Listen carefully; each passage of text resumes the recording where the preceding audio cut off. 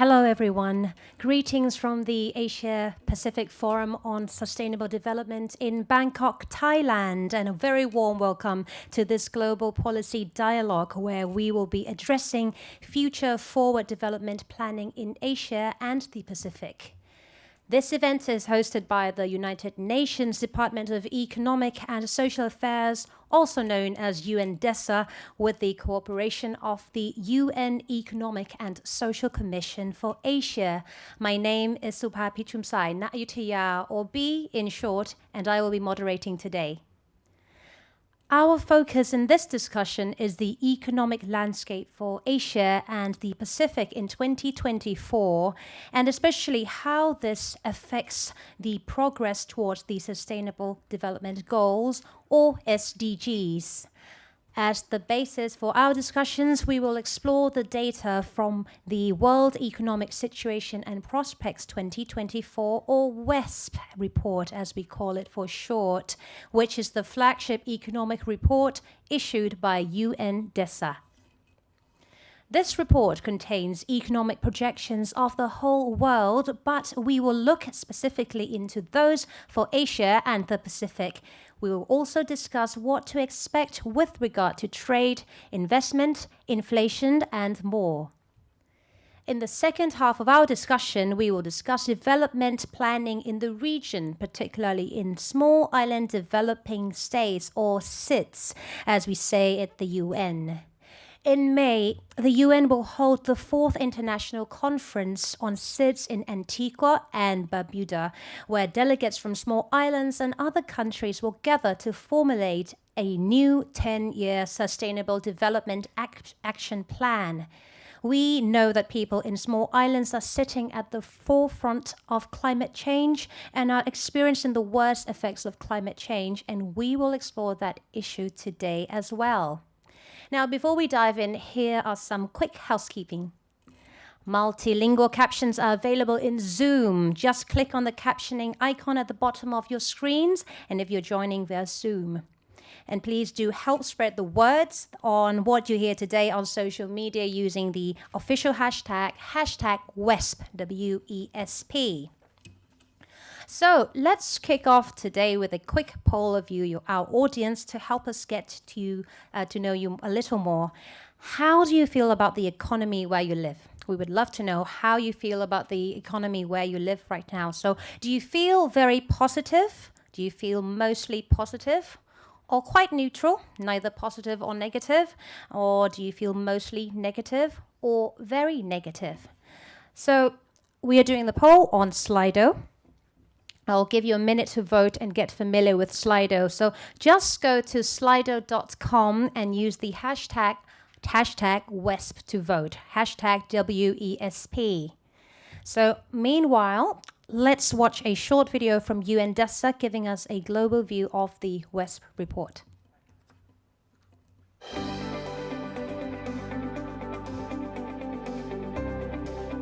The world economy surprised us, agreeably, with its growth rate for last year. That is now estimated at 2.7%, up from the 2.3% we were expecting in May 2023. Behind the headline number, though, lie troubling vulnerabilities and stark differences across countries. Those are driving the forecast for 2024 down to 2.4%. That remains lower than the 3.1% annual average from 2000 to 2019. Years of easy liquidity have turned around, with interest rates now expected to stay higher for longer. That's contributing to slowing investments, increasing debt distress, and worsening fiscal conditions. Trade, a reliable engine of growth, is also sputtering.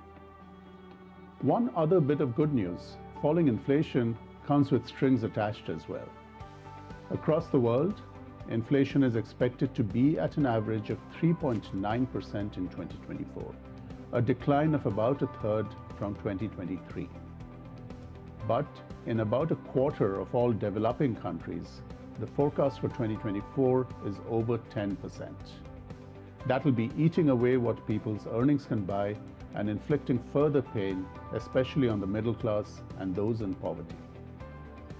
All of this takes place as climate change is worsening, damaging economic prospects in both the short and long term, and calling for urgent transformative action at a time when the policy landscape itself is changing rapidly. Unconventional monetary policies are now part of the standard toolkit of central banks. Trade restrictions are rising, and industrial policies in developed countries seem to be here to stay. Developing countries must also revisit their policy options and priorities. Want to know how your country is doing? What we are recommending and why?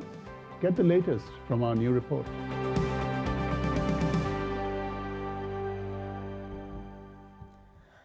So we just saw that the global economic outlook is mixed between and within regions, and we would love to, we want to ask our guests about the effects on SDGs, and we will take a look at this further in the first discussion. But for now, let's have a look at the results from our first poll. All right, it seems that the most, we've got two responses that's got the same amount of vote, neither positive or negative, and mostly negative. So a bit more on the negative side, I'd say. But it's good to know that the result for that says very negative is very, very low at the bottom, very small amount, small proportion. Okay, well, this is going live, neither positive or negative. Okay, and this is voting from, I see 40 people participating on this live poll. Still neither positive or negative. Okay. And the second most popular is mostly negative, so we'll discuss about that more today. All right. Okay, so now that we've all warmed up to voting on Slido, we have another challenging question for you. This one's more challenging. Another poll. What do you think is the most needed action for improving the economic outlook in the region? So do you think it is improving job prospects or reducing inflation? Is it reducing debt, increasing trade, or do you think it is something else?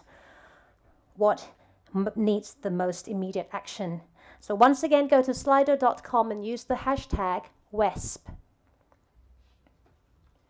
And while you are voting, please allow me to introduce our three guests for the first panel on understanding the latest economic forecast for Asia and the Pacific.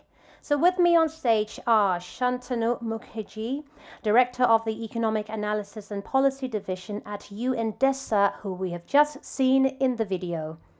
Hamza Ali Malik, Director of the Macroeconomic Policy and Financing for Development Division at UN ESCAP, and also Kuntanya Jangrajang, Associate Professor of Economics at Chulalongkorn University here in Bangkok. Thank you all so very much for joining us today. Now, before we dive into our conversation today, let's have a quick look together at the result of our second poll. Once again, back to the screen. All right, so what needs the most action for improving the economic outlook in the region? We have a lot of votes for improving job prospects. Some says reducing debts, reducing inflation, increasing trade is at the very bottom. This is live from about 50 participants, so we've got quite a clear answer that it's improving job prospects for most people participating in the poll. So that's another data that we can take into consideration when we discuss today.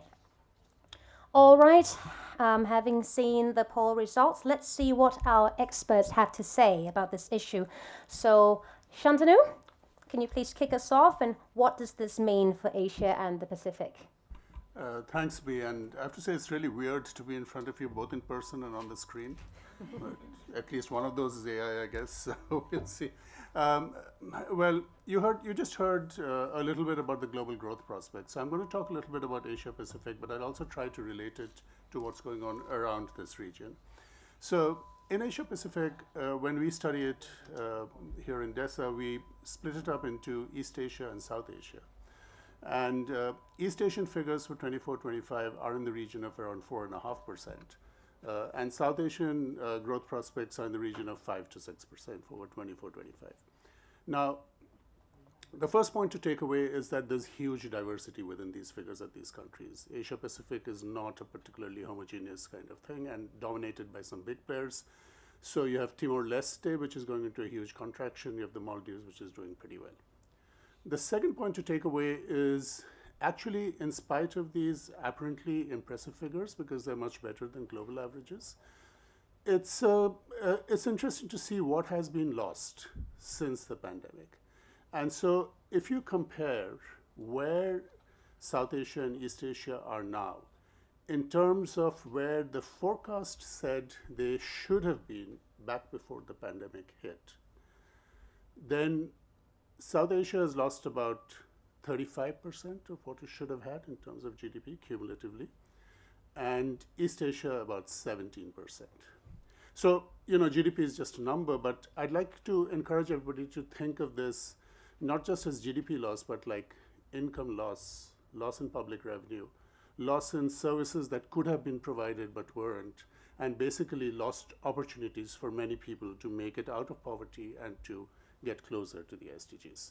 And it's the same with the LDCs and SIDS, very large losses when measured in this way. And for developed economies, it's just about 10%. So everybody was hit, but some recovered much faster than others. Anyway, so lots of ground to make up.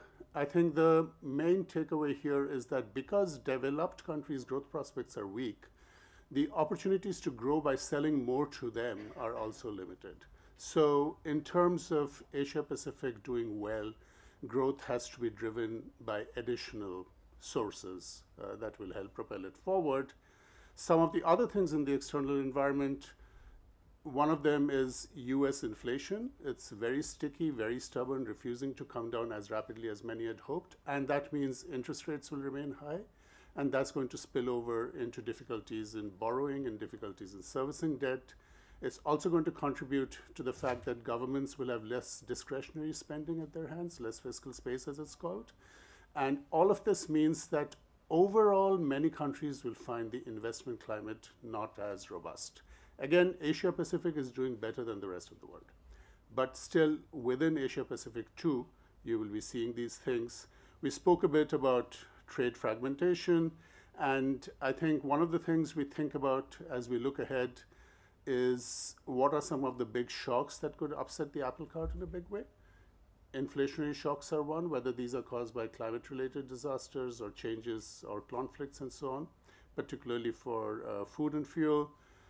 Monetary policy, which has been extremely effective in developed countries, often kicks in with a lag. So we are not quite sure whether they might further slow down developed economies. An important part of this is that because governments have limited fiscal space, less money to spend, there's going to be calls for limiting spending, including on social services. Structural adjustment, as it's often called. And while that's not such a popular term these days, it's going to be back. And so I think one of the challenges developing countries have to face is how to not hurt themselves in the process of consolidating their fragile fiscal positions. And then, of course, there are issues of further trade fragmentation. Worryingly, investment in renewables seems to have stagnated as a fraction of total energy investment. So that's not so good for the climate future. And then, of course, we see that there's lots of spending on defense or intentions of spending on defense, which will boost GDP for sure, but maybe crowding out SDG-related expenditures as well. Well, thank you very much. Well, thank you very much, Shantanu, for your input. Now, Hamza, turning into you since you are a regional expert, are there any notable predictions for the region or for particular countries that you'd like to tell us about? Let me build on what Shantanu just said and what the poll is essentially indicating, the two comments, a focus on jobs and focus on neither positive, neither negative, right? So let's try and understand the big picture over here, making pandemic as a reference point, as Shantanu was trying to highlight. So just before the pandemic, the region was growing in terms of GDP around 5.5% for 5-6 years on average. It's gradually declining. I'll comment on that in a minute. What does it mean? But after the pandemic, it has been a pickup, but right now the average is around 4.5%. So on average, ballpark numbers are saying 1% growth has been shaved off. What does that mean? Shantanu was explaining in detail in terms of prospects of creating more jobs, which essentially has a direct impact on to the extent the poverty can be reduced, which has a direct bearing on government's ability to raise revenues, which in turn then can be used for various public service delivery, has implications for debt GDP indicators, and so on and so forth. So that's at the GDP level, that's what's going on. Just to add a little more nuance, just before the pandemic, the annual GDP growth was tapering off from high of around 6%, I think in 2017 or 2018, to around 4.6% just before the pandemic. And the concerns we were highlighting back then was productivity slowdown. And then once you zoom out a bit more, what we were seeing in the region was a structural transformation taking place, which in simple word means economies were transiting from being primarily agriculture-based economies towards more service-oriented economies, or initially more manufacturing industrial base. But increasingly since 2010 onwards, increasingly a lot of countries were jumping from being agriculture-based societies to directly service-oriented economies. What does it mean is because productivity tends to be highest in manufacturing and industry, and employment generation tends to be most over there. So when you want to throw this kind of basic understanding forward in time, you want to be concerned about where the jobs are going to come from if the region is not actually industrializing, or the elements of deindustrialization in certain segments of the economy, right? So that's something I want to leave you with, this one basic thought. Once you try and see annual or high frequency GDP growth numbers initially. Getting a little more detail in countries, again, it's not a broad-based recovery happening from pandemic at the moment. Primarily, it's the pickup in China in 2023, from about 3% to over 5% in 23. That has picked up the region. China's GDP is around 40% of Asia-Pacific developing countries' GDP, so China matters quite a bit. And similarly, Russian Federation actually the economy was contracting last year, 2022, and they had a pickup of about 3% growth this year. So primarily, essentially, these two countries had a much stronger performance growth, which lifted the average GDP growth. Others were more or less steady or moderate, struggling in some sense. One key factor that Shantanu also alluded, why a lot of countries are struggling, because primarily, especially Southeast Asia, is an export-oriented region. So exports have been slowing down for some time now, and advanced economies outside the region, like European economies and US, have been lowering their imports from the region because of their own economic challenges that they're facing. So as a whole, the external demand, which had been traditionally a strong boost for growth in the region, has not been happening. But on the positive side a little bit, domestic demand within economies and within the region has actually remained reasonably robust. India is a prime example of that. Inflation is beginning to taper off now, which is increasing the purchasing power of people in the region, and as a result, consumption has remained fairly steady in many economies within the region. Interestingly, the within region trade has picked up more, which is a strong sign in future the region can become more integrated, and there are avenues where it can grow and where the growth can take place. And it goes back to my initial point that in terms of developing a future forward development path, a lot of attention should be paid what kind of services economies need to create, and keeping in view, of course, the context of the AI revolution and technologies advancement and so on and so forth. Do some countries still need industrialization? If so, how are we going to do that? Because you need these things for job creation. Last comment is on, and I'll leave some of the challenges we can discuss in the second round. A little bit of a word on inflation.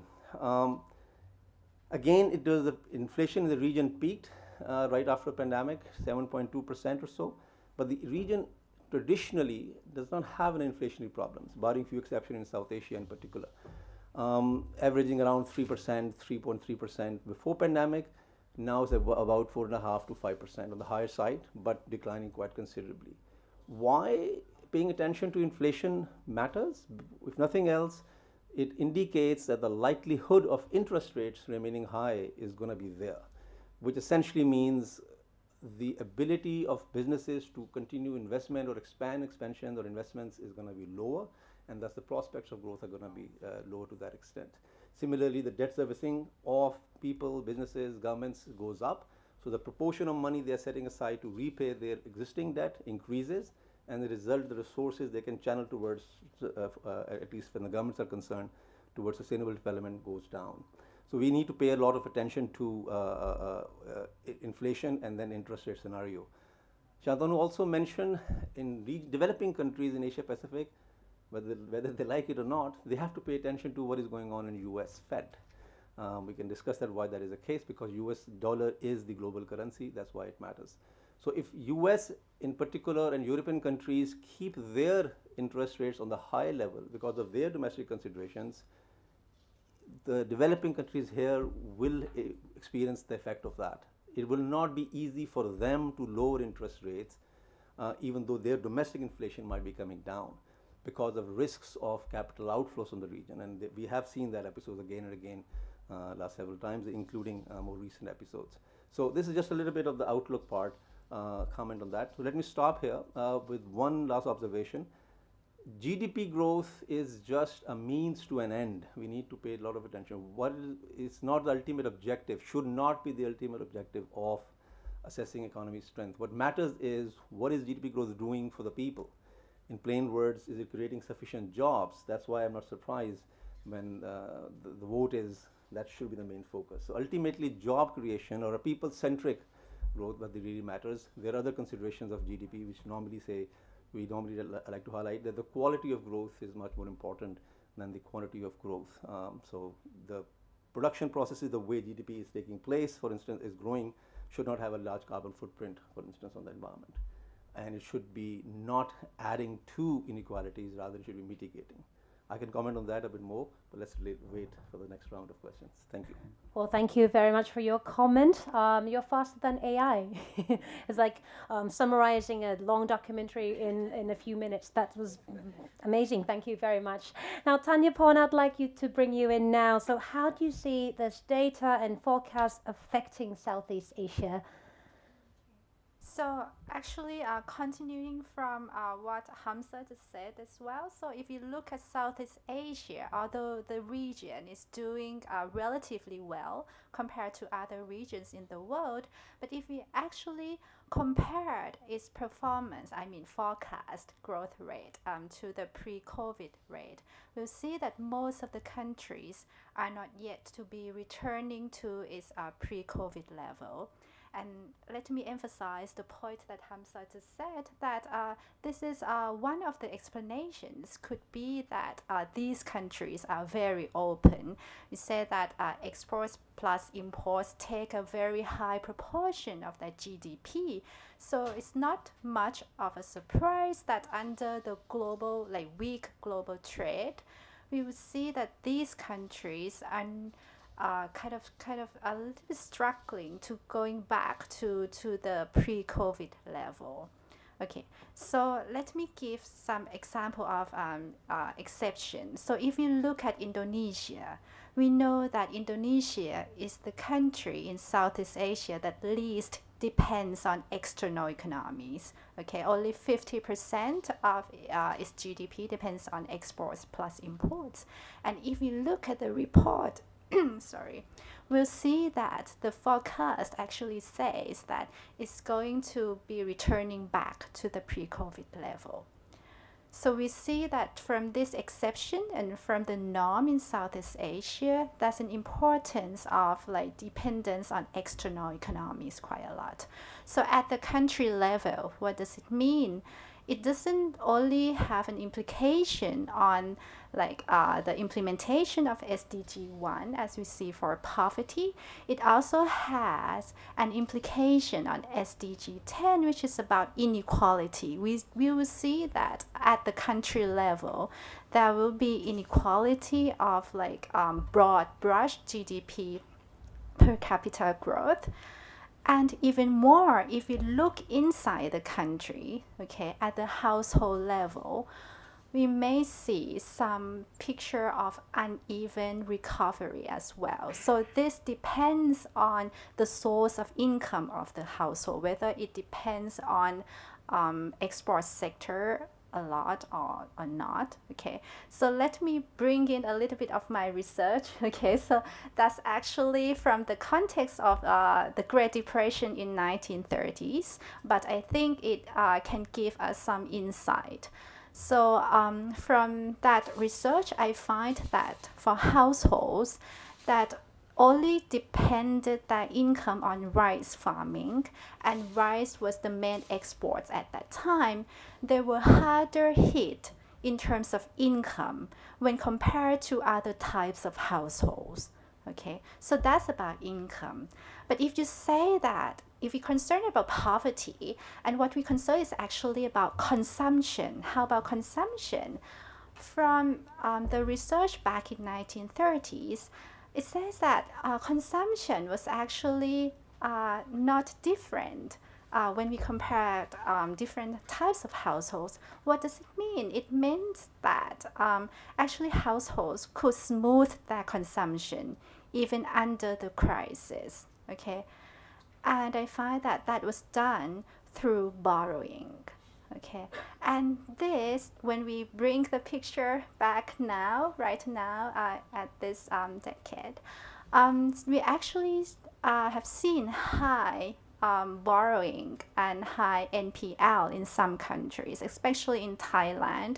We have the record high household debt and NPL. Okay, so this may not be a worry right now about current consumption, but in the future, I think there's something that we can think about, and it concerns the poll as well on the second one, the rising debt. So just would like to bring a little bit of micro picture into the picture. Thank you. Well, thank you very much. That's very refreshing. So now that we've touched the surface of how it affects SDG, so I'm really curious to ask all of you and each of you, how does this sort of forecast and information affect the implementation of the SDG in particular? And perhaps Hamza, you'd like to start with this? Sure. That's what I was alluding to earlier. Once you look at as an economist, we look at assess the economy and link it with different kind of SDG goals and general prospects of sustainable development. The key being is from job creation, because that's the link you see if you look at the data 40, 50 years. Strong GDP growth is needed to have stronger job creation, which tends to have a direct bearing on ability of governments to reduce poverty. So for goal one, if you want to have reduced poverty, it pays off to have sustained economic growth for long periods of time. So that's a direct link with that. And so when the economic prospects are not looking great, you can be concerned about impact on poverty. Our latest estimate, which we will be publishing in early April, for instance, shows that 42 million new people have been coming to extreme poverty in 2022. So poverty is increasing. That's one. Other is, and linking it with the comments with the survey results, is on the ability, and again, I think I mentioned that in the first instance, the government ability to respond to different sustainable development, to invest in the public, to pay attention to poverty reduction strategies requires resources, among other things. And slower economies tends to have a direct impact on revenue mobilization, which has all sorts of effect on multiple SDGs. Not the only factor, but one of the critical factors that end up having a big impact. The other is inflation, which in my understanding, and I'm an ex-central banker, so I tend to see it's a bit neglected. People normally tend to think less lower interest rates as quickly as possible so that growth can take place. But inflation tends to be in the background in many instances, and inflation means links with interest rates directly. But we have to understand high inflation really erodes purchasing power of people. It has a direct bearing on the economies in terms of lowering aggregate demand, but people are suffering. They can't afford, especially if bulk of the consumer basket in the inflation number is from food items, which is the case in many developing countries, and food prices are going up. There are food security concerns as well, again having a direct bearing on prospects of sustainable development. So paying attention to inflation makes a world of difference actually for sustainable development. It's not a macroeconomic issue in our assessment, it's actually a bigger, broader development issue. Another nuanced point on inflation. So when inflation is the rate of change of prices. So sometimes people or policymakers get excited saying, oh, inflation has come down from 5% to 3% something, it's time to reduce interest rates to boost growth because inflation is under control. But the price levels have increased. So what you need to look at is the purchasing power of people. For that, you should look at, policymakers should look at the wage data and try to assess what has been happening to real wages. So it may be the case that inflation, rate of change of prices has come down, but the level of prices is still up, and wages are not increasing the same level. So real wages actually may have gone down, and this is something we also highlight in our research. So it takes a while before you actually are sure that inflation is fully under control. Because as I said, if purchasing power has gone down, it's going to have a direct impact on, among others, on food security and poverty concerns.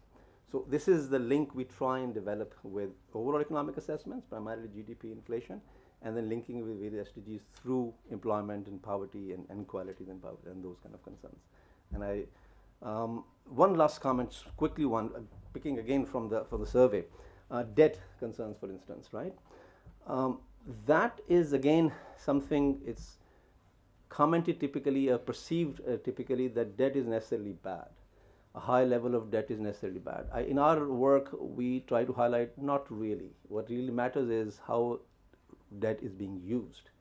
If you are raising the debt and investing in people, investing in the environment, investing in sustainable development as a whole, we have formally shown in our research it pays off over time. So high level of debt right now does not necessarily mean actually countries are in a problem, should not be the case.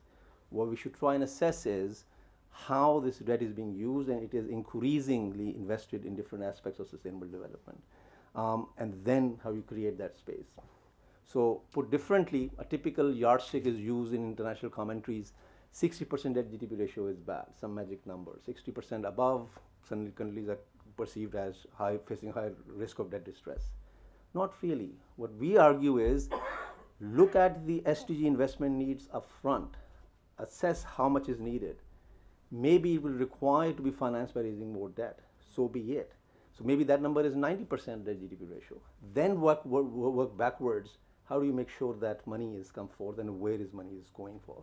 So rather than asking countries like IMF and World Bank does to have fiscal consolidation, to bring debt levels and the manageable levels within 3-5 years, we are saying don't do that.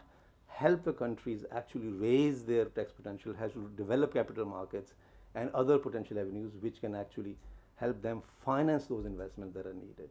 Once you bring that in, then over time, our research shows both prospects of sustainable development improves and debt levels goes down as well. So just wanted to comment a little bit on the debt side from that perspective also. Well, thank you very much. It was very insightful. All right, Shantanu, would you have anything to add to this? I'm going to pick up on a couple of points Hamza made, and then I'm going to take a slightly more, since we're talking about forward-looking planning, I'm going to talk a little bit about some of the opportunities that may be there. Hamza made this point, which is generally not sometimes lost, that what really matters for people is whether their wages are rising along with inflation or not.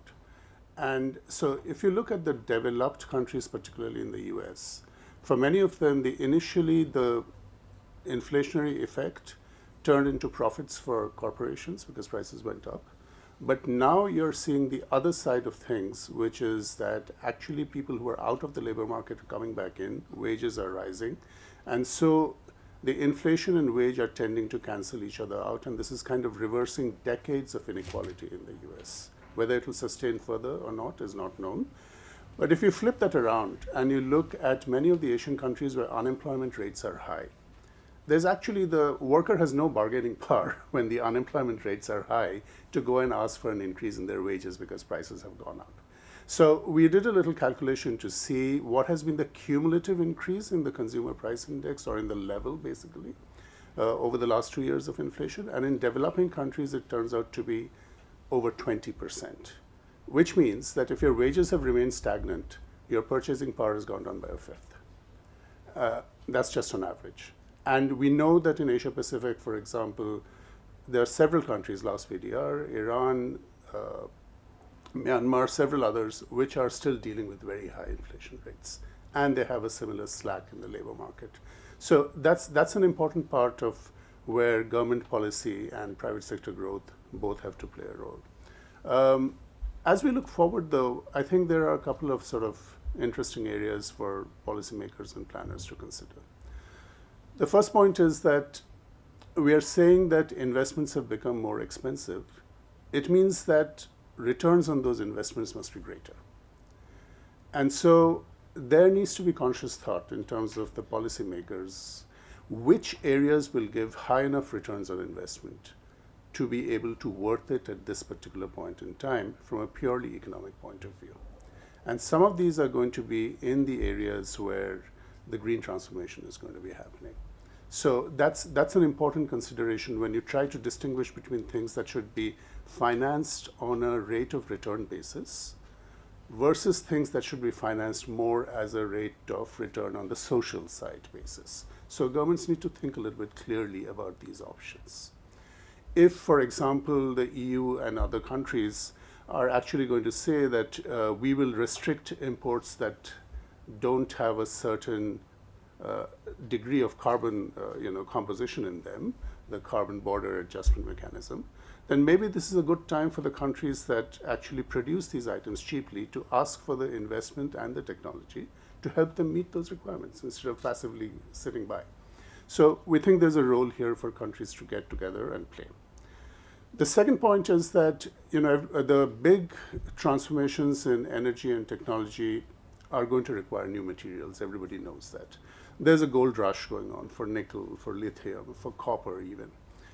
The real question for developing countries, many of whom are in Asia, is how can they capitalize on this without making the mistakes of primarily fossil fuel dependent economies that have been seen in the past, where there's fluctuation in the revenue that comes in, very high one year, very low the next, where the revenue that comes in is controlled by a certain set of individuals or small institutions and not shared equally among people. These are all considerations that lead to a well-known phenomenon in economics and perhaps in politics too, called the resource curse. And I think this is important for countries to figure out how to avoid whatever has been learned about institutional design, about mechanism design, to avoid falling into this resource curse. I think there are two other things which I would say is hopeful. One is this whole idea that a strong digital public infrastructure can actually help you deliver services, whether they're public or private. And Asia has been a leader here across many of the countries. This is an idea worth exploring to the full, including taking into account things like advances in AI for delivering education, for complementing how healthcare is delivered. I think building on the digital public infrastructure and rolling it out even more is a fantastic idea for countries to take forward. And the final thing I would say is that many of the ideas that we are discussing here with regard to financing and how the international financing system often lets countries down are really at the forefront of a concerted effort by the United Nations to try and rectify. So if you're interested, you can look at the Secretary General's SDG stimulus plan, reform of the international financial architecture, trying to figure out better ways to resolve debt-related issues, trying to figure out better ways to have access to capital for countries for the kind of growth that Hamza was talking about, for the kind of investment where the returns may only become apparent over a much longer term, even though the financial returns need to be made right away. So these are productive areas where there is work going on and where I think concerted effort by the leaders of South Asian, East Asian, all of the countries in Asia would really help. Thank you. Thank you very much for your comment and for guiding us into how we can study about this more. Now, Kuntanyapon, do you have anything to add to this? Okay, just picking up from Shantanu on the point that although we are facing challenge, there are opportunities to pick up. And one of the points that he has made is on shifting to green energy investment. Okay, so we know that right now a number of multinational firms actually re-strategy their investment into green products and green process. And actually, even under the kind of more limited global investment, maybe due to tighter global financial condition, countries can actually use this opportunity as a way to reconsider their investment strategy as well. So let me give an example from Thailand again. Okay, so Thailand has kind of repositioned itself, okay, to be kind of a hub of clean energy. And we have a record of high renewable energy usage, and with subsidy, government started to subsidize green purchase, such as EV cars, for a few years now, and that drove exceptionally high demand. So these factors actually act as we manage based on these factors to successfully attract firms that would like to invest in green energy and have need to find host countries that are prepared for that. Okay, so a lot of contracts have been signed now, and we are actually looking forward to new type of investment into the country. So that not only addresses SDG 13, right, on climate change, okay, it will also address this employment issue as well, because this could generate new employment. So I think so based on this, countries can actually use this as an opportunity, okay, to redirect their strategy, and that wouldn't be so successful without support from public sector. Like Hamza said, sometimes public debt can be a good sign, because that was need for infrastructure, and this was what Thailand had been doing for a few years, and I think this could offer some kind of example of opportunity under bleak circumstance. Yeah.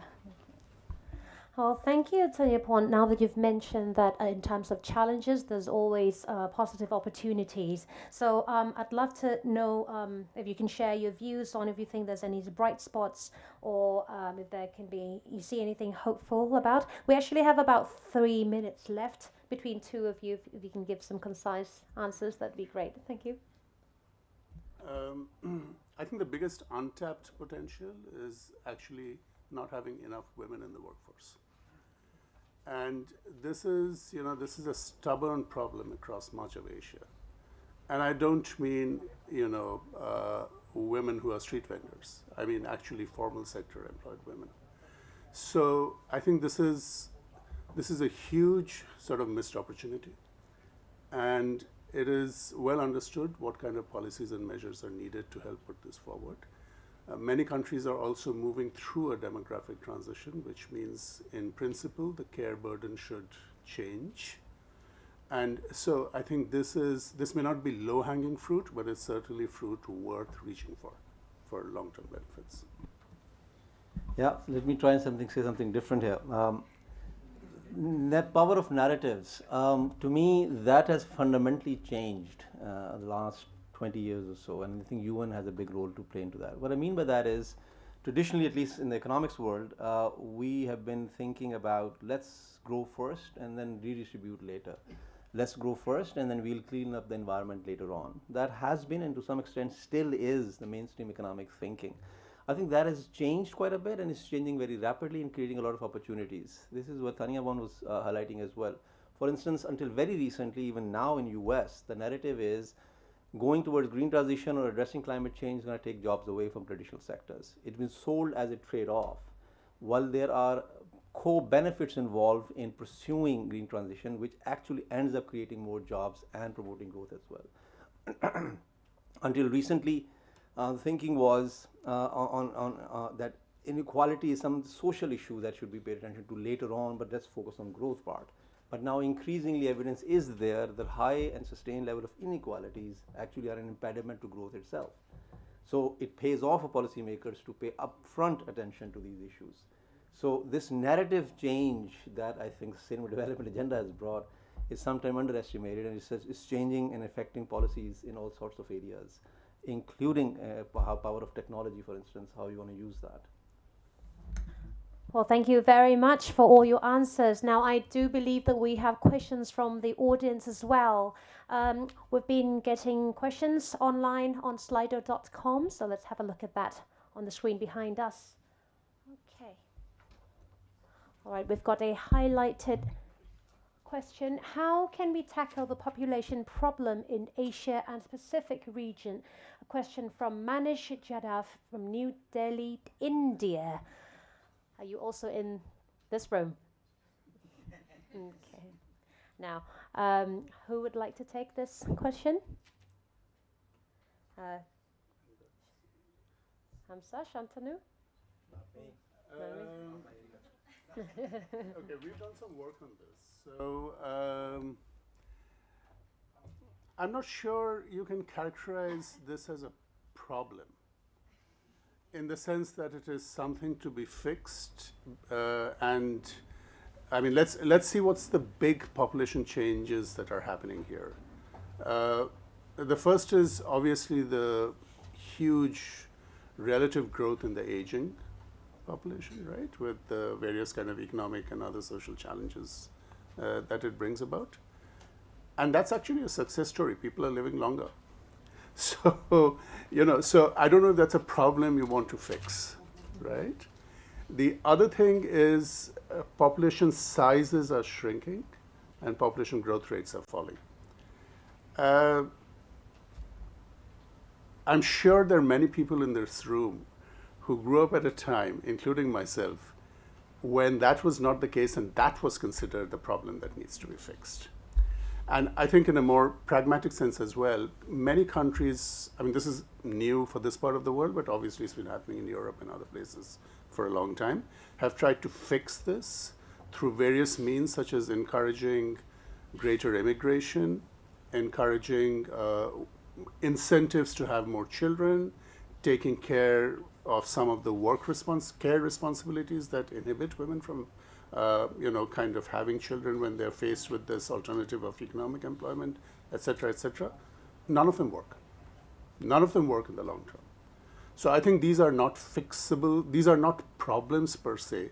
This is the way our lives have become and have changed. It's the question of how to make the best of this situation. Just like 40 years ago, we were struggling to find enough food to, feed growing populations, improve health, et cetera, et cetera. So let's take these as success stories of where we've come and see how to make progress on that. Thank you very much for your views. I believe we have time for one more questions from the audience, and this one's very relevant as well. Many disruptive technologies are coming up, like AI, bioweapons, etc., which are detrimental to mankind. How to address this? From Dhananjaya, Bangalore, India, and maybe Hamza, you'd like to take this? Sure.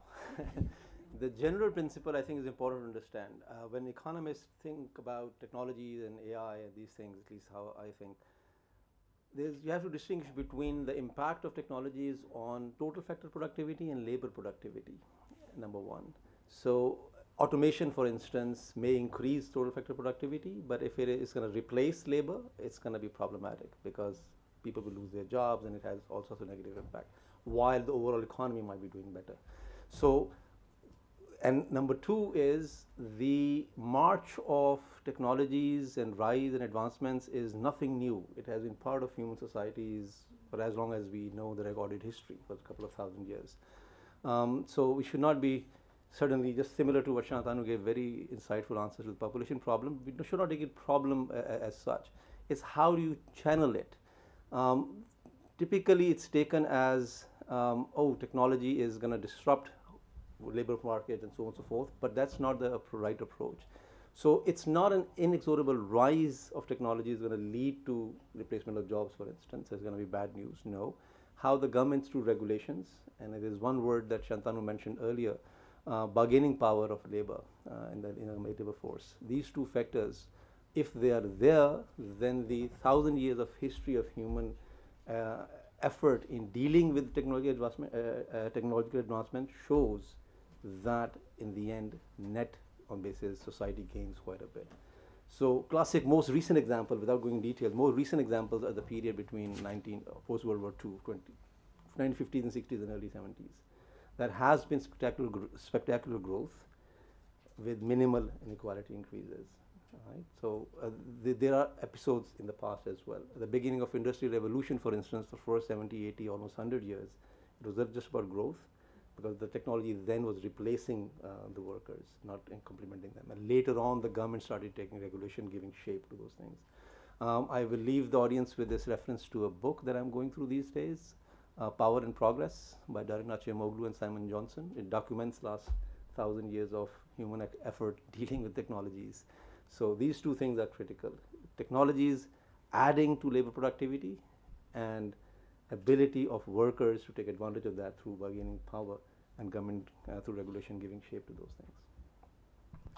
Can I just add something? Sure, you have 30 seconds. I want to quote Hamza. I want to quote Hamza back at you and say,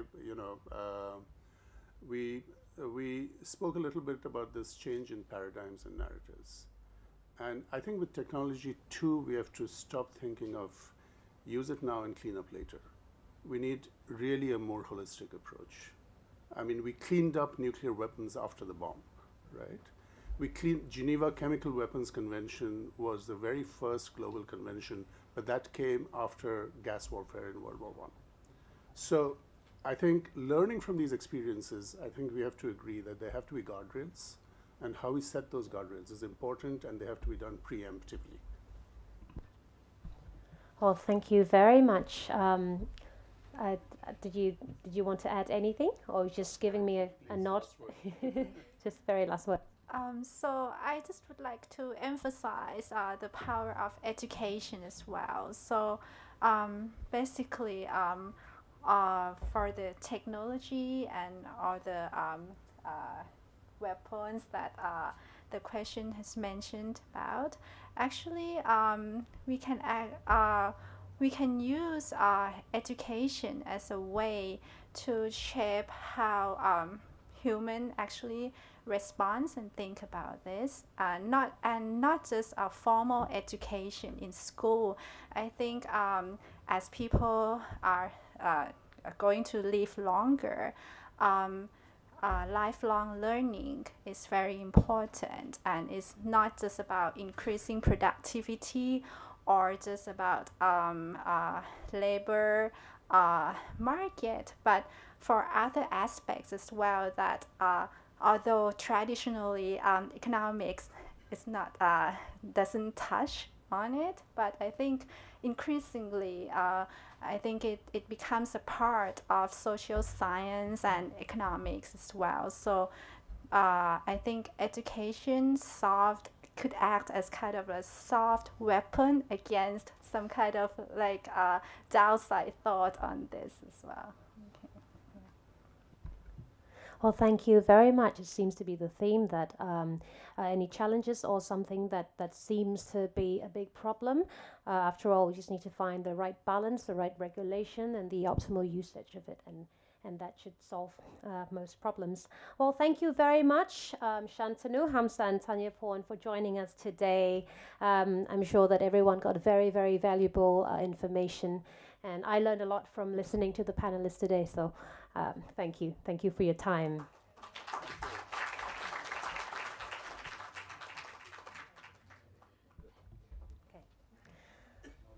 Now you're getting the next panel on, right? Yes.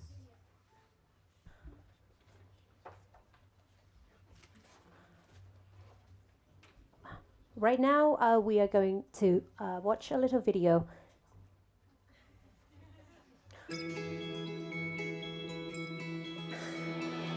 There's an urgent need for all of us to rally behind our sustainable development goals. We have reached the midpoint in our timeline to achieve these goals, but very unfortunately, we have been losing our ground. We need to refocus our efforts and work together to get them back on track. We need to be more ambitious and determined in a way that we make and take our own actions and take our own decisions. And we need to have the bold, impactful commitments. The SDGs are not just 17 lofty goals. They represent real lives with real needs. They represent women and children, young and old, you and me. They represent a chance to fulfill our potential. Ultimately, they represent our shared future. Let's do it together.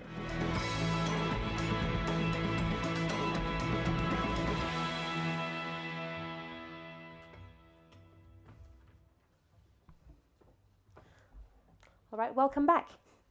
It's time to now move on to our second panel of today. But before we do so, we have another audience poll for all of you. And the question this time is, what do you think is the best way to support vulnerable groups?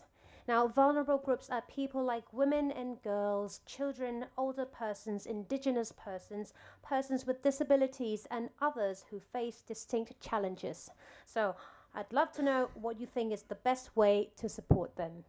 Is it a seat at the policy table? Is it more funding? Is it more visibility? Or is it removing any stigma around them? Or is it something else? So again, please go to slido.com and use the hashtag WESP to vote. So while you're voting, we have a video from you and DESA. Oh, that was the one that was playing before. All right, okay. So, all right.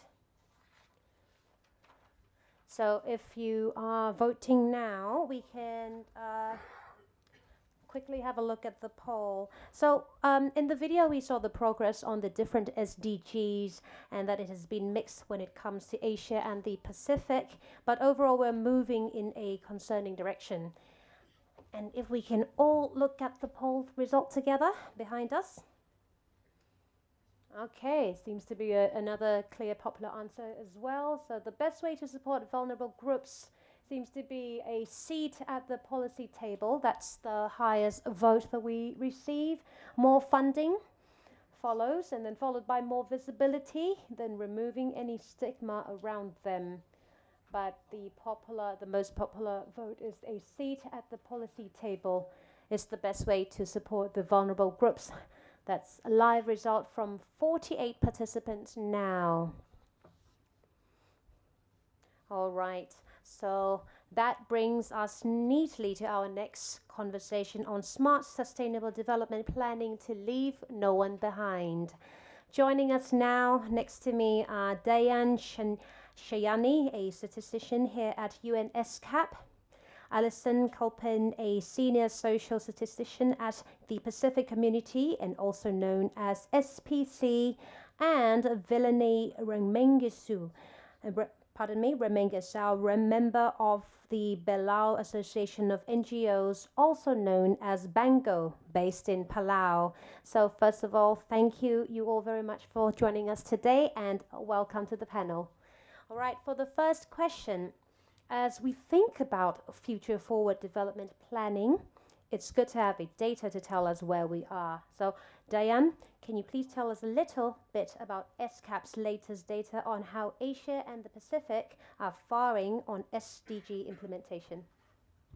Thank you very much. It's a pleasure to be here with you today. And I was very happy to hear the previous panel that also draw a lot of conclusions based on data. And I think from our perspective here in ESCAP, we try to make the most sense of the SDG data that is out there and to be able to use data to guide our discussions. And so today, I would like to just give a very quick overview that you probably already heard earlier today at the opening of APFSD about the situation of Asia Pacific in terms of the SDGs. And as you know, every year, unfortunately, we come here to give you bad news that the region is not on track. And we hope every year that will come with different news, but every year is the same, unfortunately. And this year, We have also recently released a report that looks like this, and this is a brochure that you can have if you want, because we don't print anymore the report, they're online, but we give some main results and highlights in this brochure. And it shows basically that none of the goals is on track. Actually, some of the goals are making a bit of progress overall, but still not enough to achieve them by 2030. And of course, in goal 13, we are regressing as a region. But I think you've heard this already last year, and things haven't changed much this year. But one of the things we have realized this year that we haven't realized before is the depth of the impact of the COVID-19 pandemic. And we tried this year to compare how different groups of countries have progressed since the pandemic. And we noticed that the region of Asia Pacific as a whole has actually recovered in this trajectory towards the targets. However, the countries with most special needs, such as the landlocked developing countries, the least developed countries, and the small island developing states, have not progressed as much as the whole region has progressed. And especially the SIDS, the small island development states, have basically lost all the progress that they have made from 2015 until the pandemic. And they had to start from scratch basically after pandemic, and on the overall picture of the goals. And so now that disparity between countries is actually increasing, with the SIDS actually being the most affected in the region. Also this year, we have also looked at how countries are progressing, and we found some interesting trends where some countries actually have made very good progress and very good trends in certain indicators, while they may not have done in others. So we noticed that across the region, there's really good examples of success stories that countries have made really substantive progress on certain goals. But no country has actually, so to say, been a star in every aspect. So there's a lot to learn from across the region on how we can make progress and how we can achieve the goals together. So this is just a quick overview of our findings this year. Well, thank you very much. And just turning into Lani and Alison, so I'd like to ask each of you how you see that the economic inequality affecting the lives of people in your communities and other groups of people that are being left behind. So, Lani, may I start with you? Thank you for the question. As you know, you can tell I'm the voice of the community, the vulnerable groups. When we say economic inequality, people tend to see it's just a number, it's a data, it's a statistics, but it's really an issue that impacts those who are in the community. It's an important issue that must be addressed. And I must say, coming from a SEEDS country with limited resources, it's an issue that will impact the access to basic services, and such vulnerable groups that are being impacted are persons with disabilities. For us in the Pacific and in Palau, access to assistive technologies is just too high for us to achieve. And coming in a country, in a region where access to assistive devices, even eyeglasses and wheelchairs, it's just too costly for an individual who is low income family, who is a minority. It's just too high for them to pay such cost. Another issue about in economic inequality that impact vulnerable groups is we see that it's a violation of human rights for vulnerable groups. We see that opportunity to economic and opportunities to employment, livelihood. It's a human rights. It's a violation. It's a violation of a person to participate in the society. It's a violation of a person to be included in the society, to access those basic principles in the society. And when we say inclusion, there should be principles. and conditions that we must meet in order to say that vulnerable groups are included in the community. Thank you. Thank you very much, Lani, for giving us a clearer picture on the challenges that your communities are facing or have been facing. Now, turning to you, Alison, coming from New Caledonia, I believe. We would love to hear your thoughts on this. Thank you, and apologies as another statistician, we're stacking the desk here, but it does fit with the theme. So I think the SDGs has certainly allowed us to move on from the aphorism that a rising tide lifts all boats.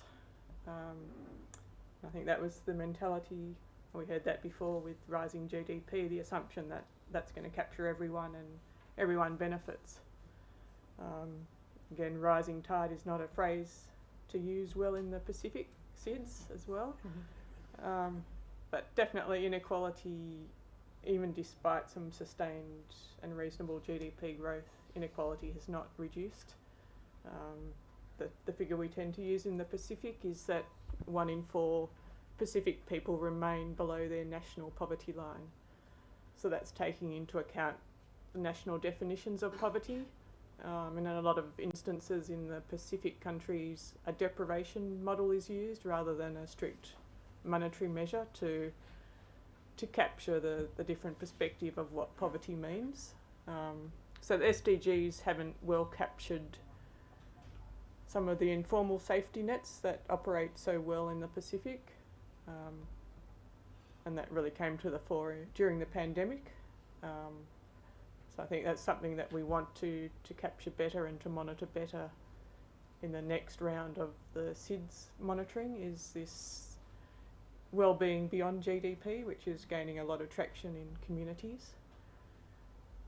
I think one observation that we're seeing in the Northern Pacific, in Micronesia, particularly Marshall Islands, FSM, is that inequality in access to formal economic opportunities is seeing unprecedented outflows of people, predominantly to the US.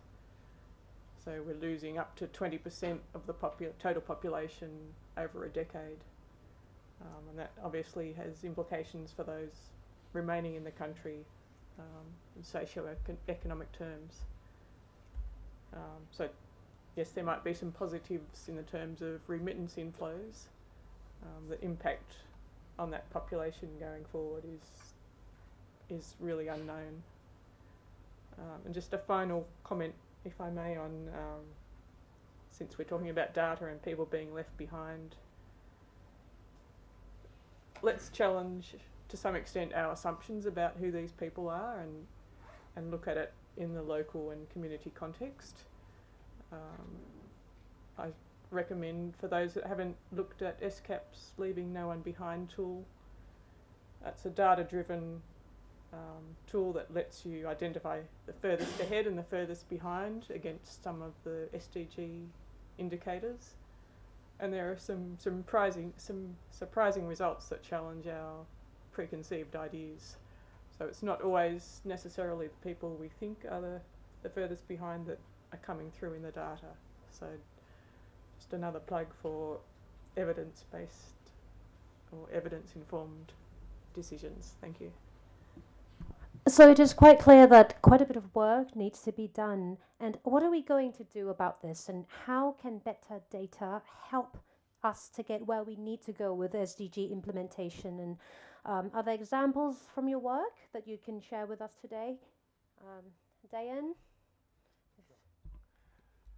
So it's very interesting, this discussion about data, because that it's also part of the idea that we had for this year's report on the SDGs was to look at good stories and success stories.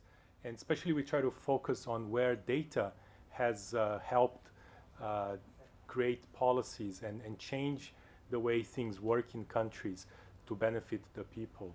And one of the stories that we found and we reported in this year is that based on the household expenditure survey in the Philippines, the researchers noticed that households with children with disabilities had a higher expenditure than a household that without children with disability, and and they quantified that difference, and that research allowed the government then to draft a policy that will provide how's it called a social protection type of benefit to the families with children with disability, and that way offset the higher expenditure that they face. So there's many ways like this that data can be used to provide policymakers with insights to create policies that will meet the gaps.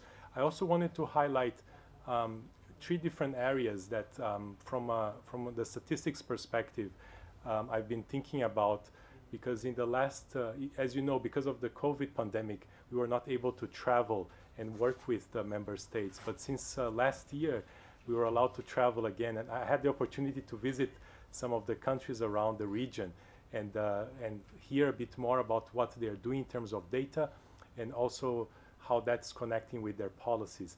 And I want to tell 3 different stories from 3 different places, and that highlight a special learning for me. One of them is about commitment, because I realized that we come here to these UN meetings and we all agree on the SDGs. We all say that we want to achieve them by 2030. But is this commitment really real? Does it reflect in the policies and the realities in our own countries? And I think this is it's a very valid question, because I visited one country, and here I will not mention the name, where they were very proud of having changed their fleet of buses to electric buses.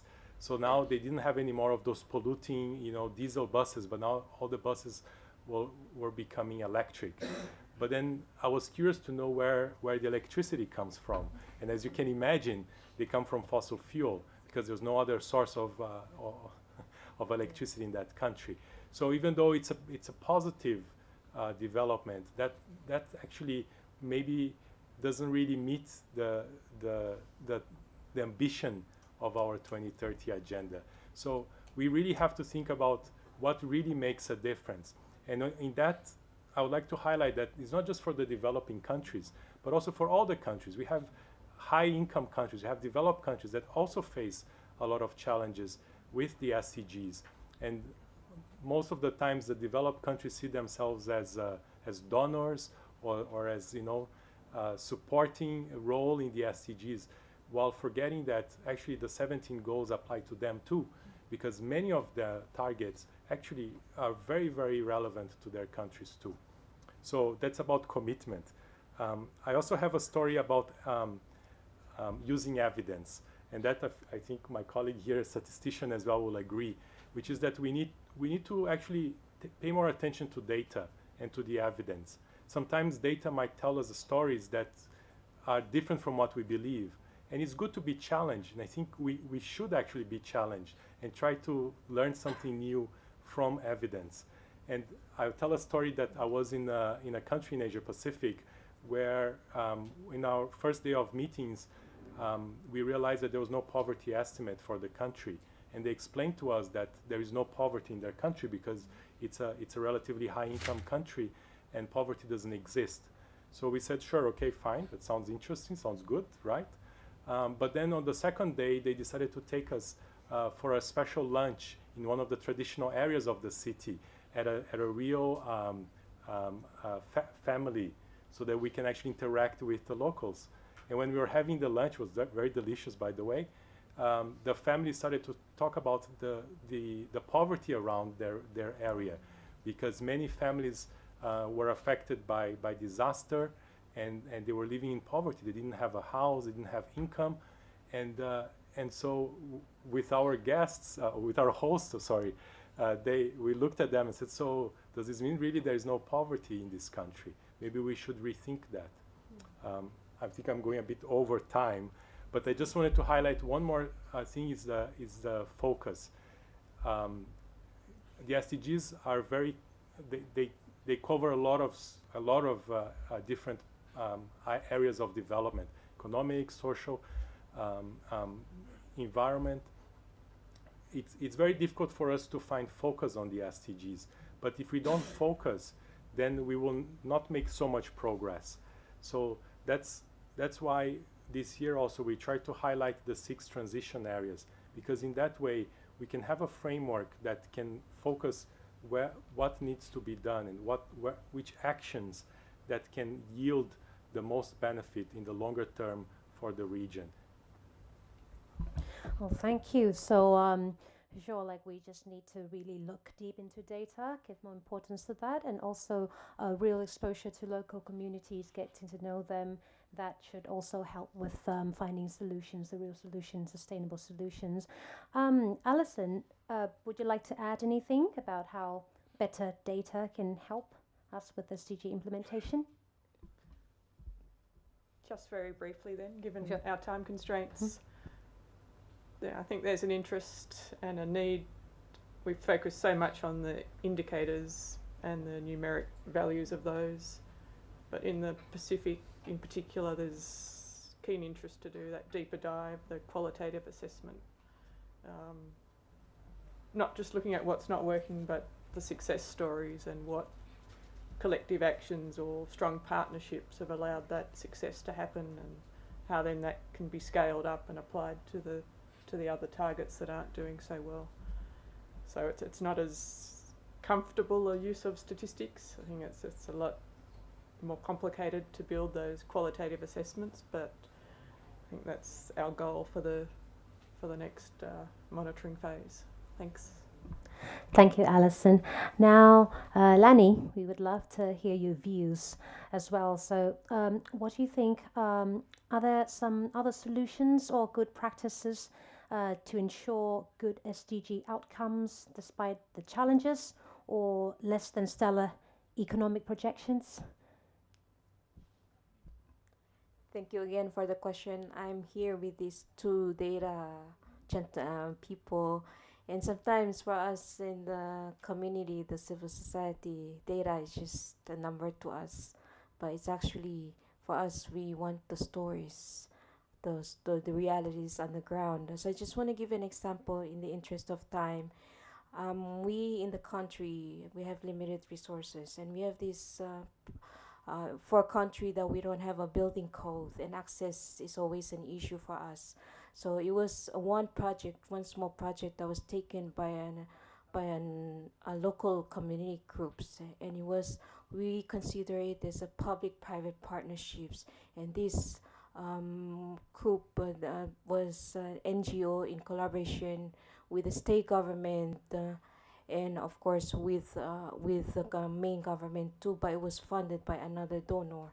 And this project was building an accessible ramp in one of the park areas, and trying to align with the UN Convention on the Rights of Persons with Disabilities that we are party to, and with limited resources, of course, we cannot find a ramp that has tactile indicators.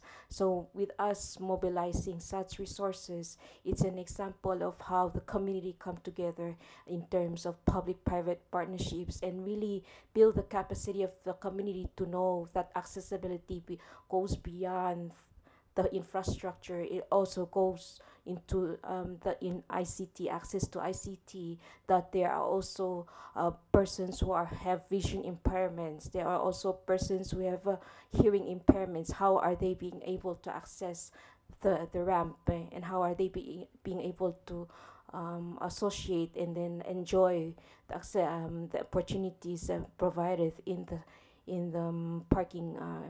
the public parking area. So that's just an example that we as a community, and coming from a small country, we have to mobilize our resources, we have to build the capacity of people in the community, and we have to invest the people, and that in that way we are engaging the community, because after all we do, the strategies and the policies, these are for the people, but are always being think of as an afterthought.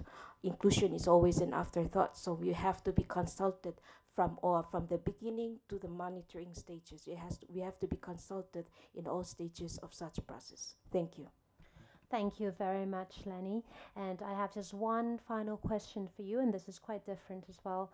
Uh, what do you think about the climate change in relation to the challenges, or how the SDG implementation is going forward?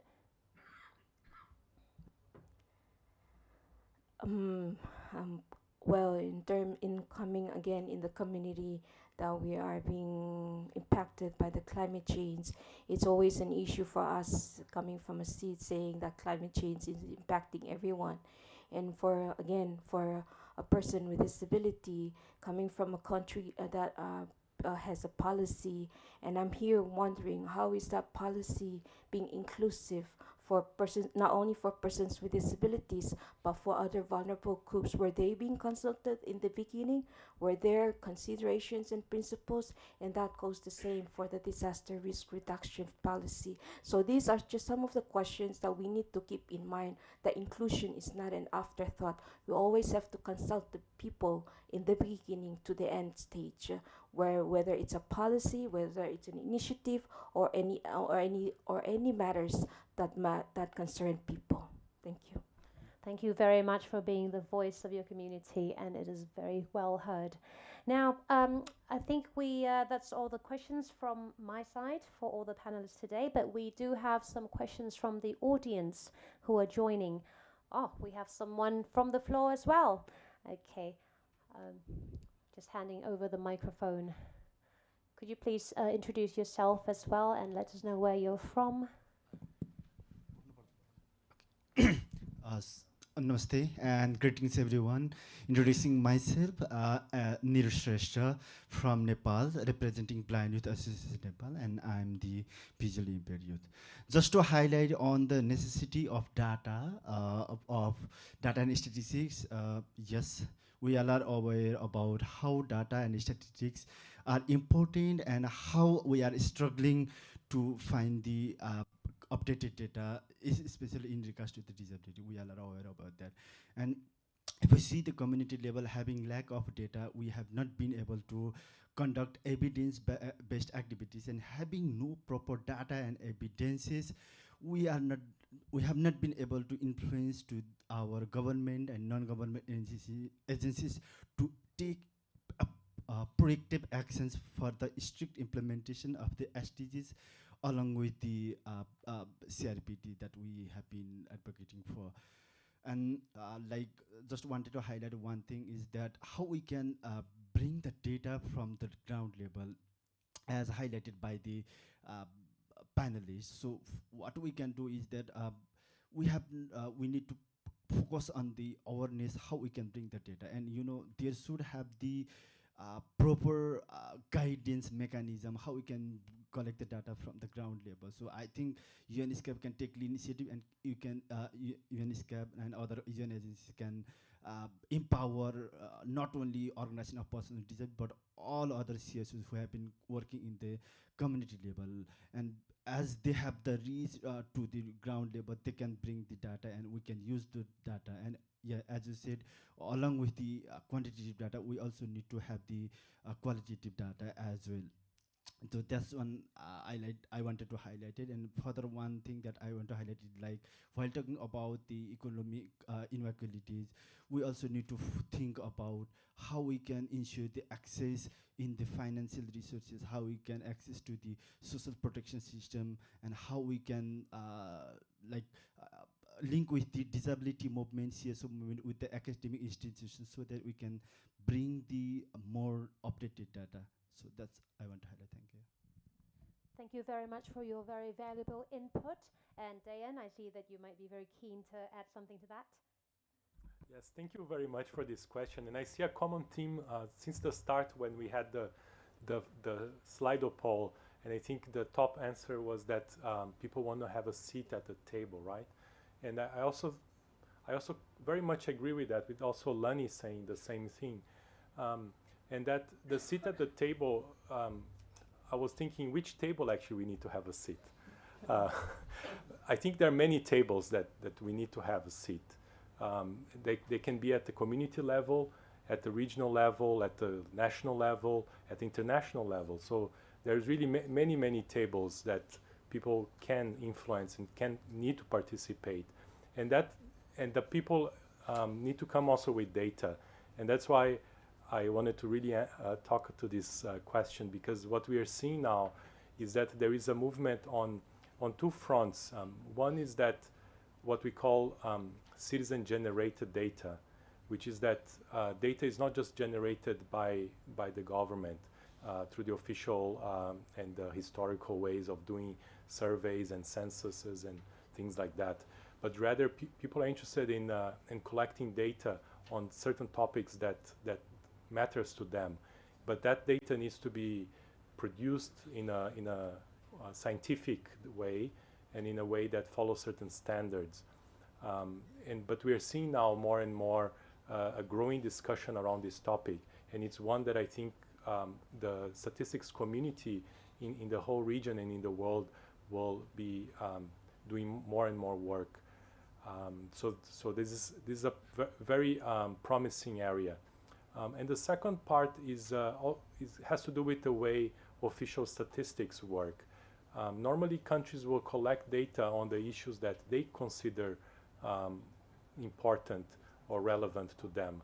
But that conversation of what issues are important and relevant should be a conversation not just internal in the government, but should include everyone. So when we're talking about what data we need or what statistics we need, this should be an inclusive conversation.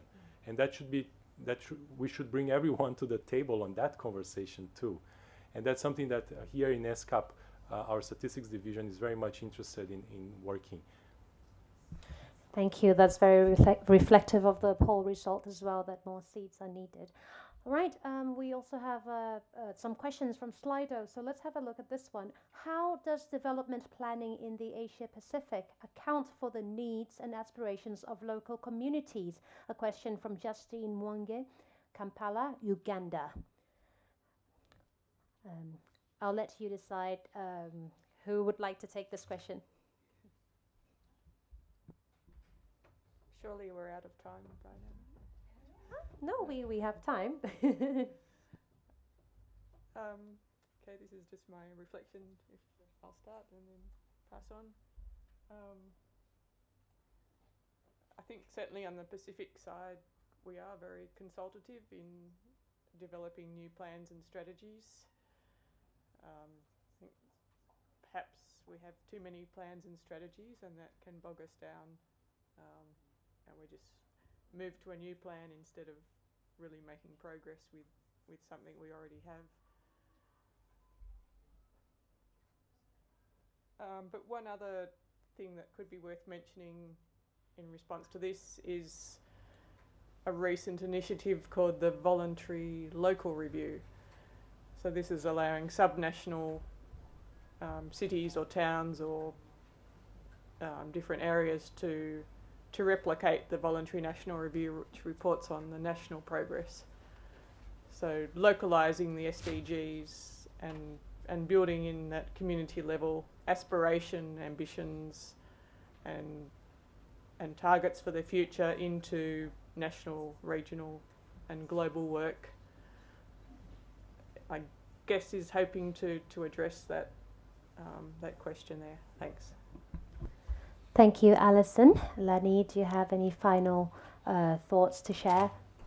Just a very quick one in addition to what Alison's saying. Yes, there's so many strategies, policies, and frameworks, and for us in the community, we get bombarded with question. Okay, so SDG, here we are. What is it for us?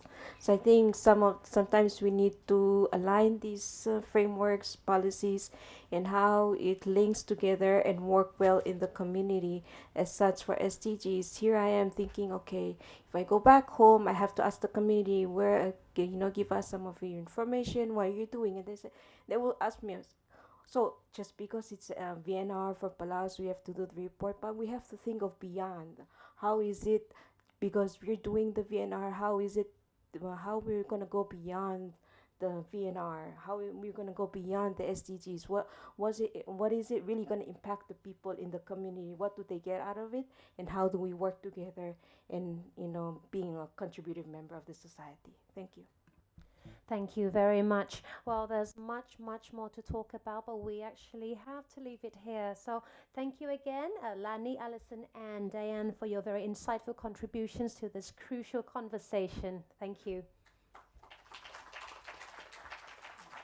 So we have heard how this report underscores the critical role of multilateralism in navigating the complex global economic landscape and achieving the SDGs.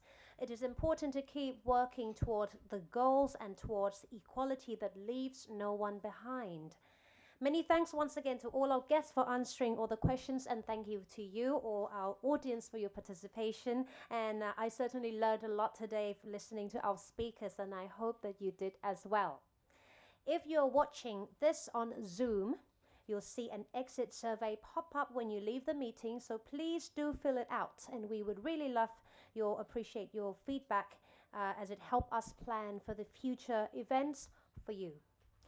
UN DESA will continue its Global Policy Dialogue series in the coming months, including this Friday, again here at the Asia Pacific Forum on Sustainable Development, where we will be talking specifically about partnerships for small islands. Please go to un.org/DESA to find out all about that.